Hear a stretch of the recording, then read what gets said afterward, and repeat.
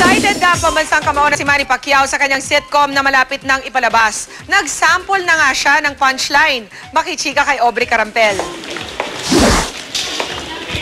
Dinalaw ni WBA Interim Super Flyweight Champion Nonito Donaire Jr. si Manny Pacquiao sa taping ng bagong sitcom ng GMA na Show Me the Money. Nagkwentuhan ang dalawang boxing champ tungkol sa kalatapos lang na laban ni Donaire.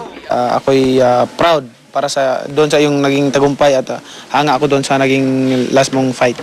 Yung determination galing po sa inyo. Without your guidance, kung hindi kita na noon, walang Nonito Donaire. Sa kanilang kwentuhan, nalaman ni Manny na kasali si Donaire sa Season 3 ng Celebrity Duets at humingi pa siya ng sample ng kanta ni Nonito. Sample lang, isa lang. Ay, yung umpisa lang. Sige. If ever you wondered if you touch my soul, yes you do. And since I met you, I'm not the same. You bring life to everything I do. Pagkatapos, dumiretso si Manny sa press launch ng Show Me the Money.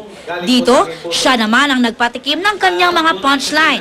You know, now you know. Try one now. Ilan pa sa mga makakasama ni Manny sina Marian Rivera, Tuesday Vargas, Lovie Poe at Rochelle Pangilinan. May special participation din ang Pac Mom na si Aling Junisha. That's none of your business.